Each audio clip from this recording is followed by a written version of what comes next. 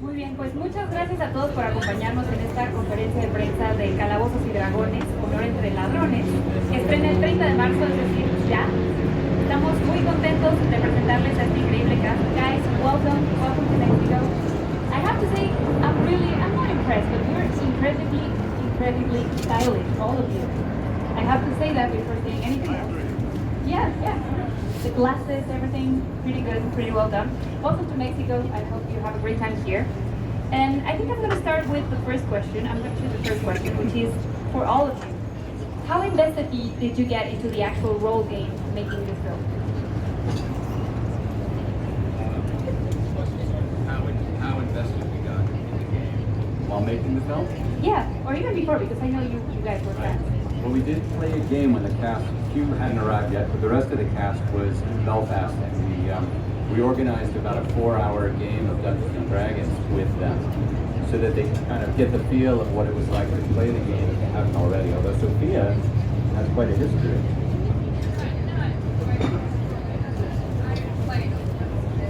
High school, and then a little bit out of high school, and that was it, actually. I've never finished a campaign, but I've always wanted to get back into it, you know? So hopefully this movie will spark more D&D players. So we're all...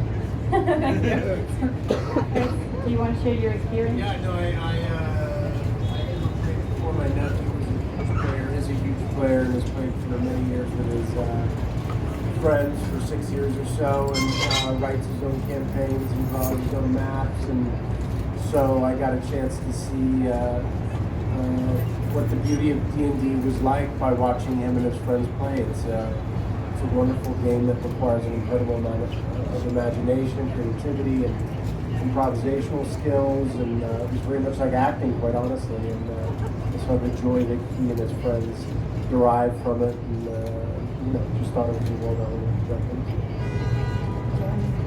You know, I had not been allowed to play D&D as a kid.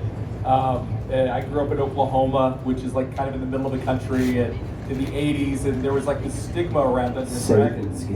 Exactly. Yeah, that's what it was. Panic, right? That's what it was. Yeah, I remember a thing at my church when I was in the 80s, saying like, don't play D&D, and it's kind of a bummer because you realize how many great things come out of it. Like Chris was saying, all the great characteristics that come out of the game, all the great team building skills, and all the great problem solving skills, and all the great like kind of conversational skills. I wish I'd been allowed to play as a kid.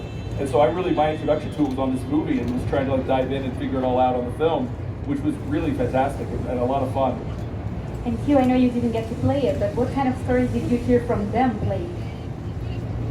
Well, that's not quite true. I have played now. Okay. But Lucifer arrived, and it was terrifying. Sounds like it. Yeah. So everything you were warned about, I think, is true. Oh no. Yeah, and I really objected to the sacrifice of the babies. I thought that was wrong. You're right. Vamos con la primera pregunta. Me parece que es de spoiler time. Les pido que se pongan de pie y nos digan su nombre para hacer la pregunta. Hi everybody, I'm Diana Su from Spoiler Time. We're not talking about spoilers in the movie, so don't worry. You had a very challenging task to fulfill with this movie because you have to deliver a fresh, fun, accessible, and compelling narrative. Then honor the fans of the game. Then lead, manage an all-star cast. And then get good reviews, which you already are getting. Then we're waiting for the box office. That's the next step. And I want to ask you, what lesson do you treasure the most after the experience that each one of you had in this movie? Well, I guess for me, it's the same lesson that our band of adventurers learns, which is that as difficult as a challenge can be, and making this movie was about as challenging as I can imagine. If you persevere and believe in the end goal, you can do it. And I'm very proud of the movie that we all made. And I think all the hard work we put in is reflected on screen. It's part of the reason we're getting those good reviews.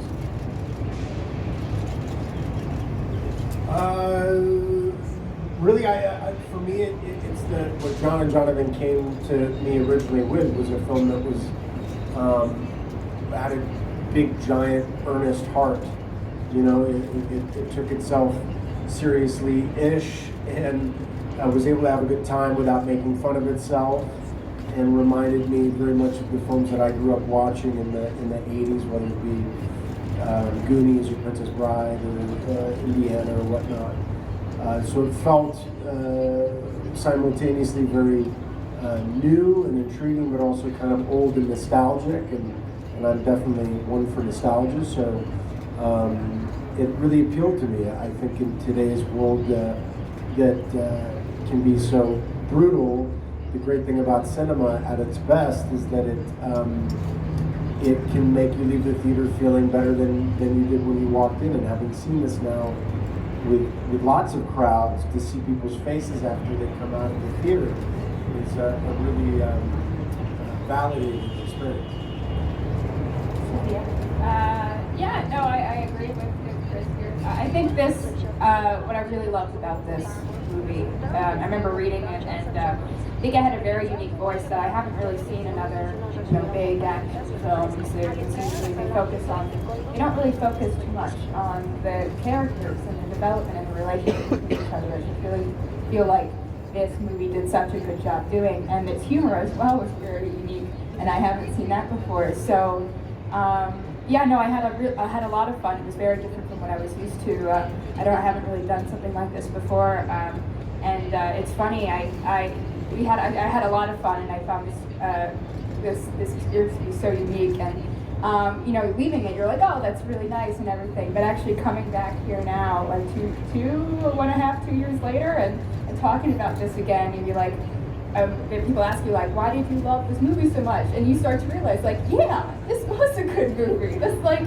it was very unique, and it had all this heart in it, and the relationships between other characters that were so real, and something you actually haven't really seen before, like Chris's character and Michelle, to have that as the main thing. Their very brother sister relationship is something you actually haven't really seen before in other action films, and there's no love interest or anything, it wasn't like like for instance, my character and Simon's character wasn't like, oh, we're like, I didn't love you, but now you've become stronger, so I love you again, and they didn't, like, their relationship didn't make each other, like, it didn't, because I love you, I'm a stronger person, and stuff like that. It was just a really heartfelt, cute, just relationship that they had that was, was funny, and they become good friends, and their development wasn't because that they started loving each other, their development was just because of themselves and their growth. So I think this was really a very unique movie. Jeremy? I think walking away from it, I think the memories of kind of going away to Belfast with this great screenplay and all of us working really hard together over the course of these many, many months, and walking away from it with a film that I think feels really different than everything else that's out there. It's difficult to make a first movie, to make a film that's just a film, and not have the ability of, like, oh, it's a sequel and it's part 10 or whatever. It's like a new thing, and I think we need new things in the cinema. So I think all my memories of the film are just like I'm proud of the accomplishment that we've had together, the time we had together making the film, and I'm very excited. I'm ready for people to see it en masse, because Chris is right. Every time we show it to an audience, people really seem to enjoy it, and I'm really proud of the film we made. Hugh? Probably the thing that attracted me most to this film, which is not normally the kind of film I do, was that it was A, extremely funny, and B, it was about losers, and I love losers. The Brits love losers, and it would have been easier to make this film about, a super warrior or something, but actually the lead character is just a rather untalented musician, and his best friend is a barbarian with an unhappy marriage, and I love that, and I think it's very charming, and I congratulate John and Jonathan and Jeremy and everyone for daring to bring real humanity back to big Hollywood blockbuster action-packed things. untalented musician, but a good dancer. I have to say that. La siguiente pregunta es de El Sol de México. ¿Estás por ahí? Hi guys. Hi.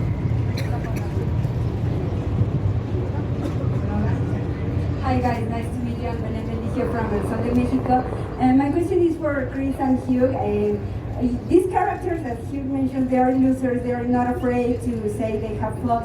So, in which ways do you think that having an unperfected hero helps a hero in real life? And Chris, I would like to ask you because you've also worked with so many talented directors. So I would like to know how much have you learned from them in order to prepare for your directing debut.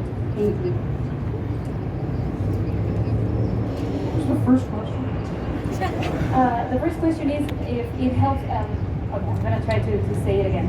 Your character is not afraid to admit that he has flaws, and he ends up being the hero in many aspects. How do you think that this modesty can help heroes in real life? And this was for Chris and Hugh. Because I think I think generally speaking, the reason why I am attracted to these kinds of characters is that I feel like they resemble all of us for the most part. It's one thing to watch extraordinary people do extraordinary things with capes and whatever.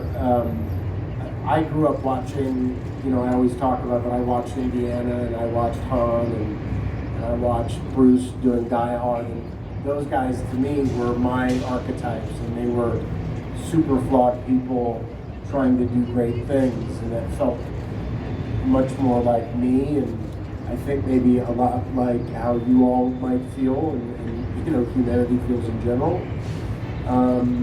So what can we learn from it is that sometimes it's nice to watch an aspirational film with people that are just simply extraordinary.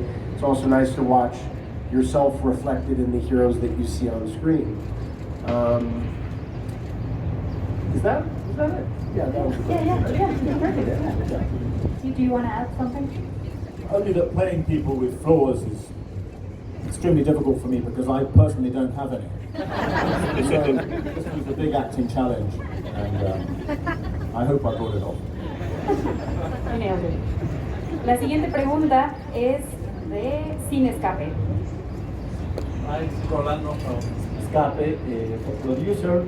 Within the magic of cinema, how complicated is the creation of characters within period films? What's that again? Say one more time. Within the magic of cinema, how complicated is the creation of characters within period films? Oh, I think creating a world on top of creating a movie is really challenging.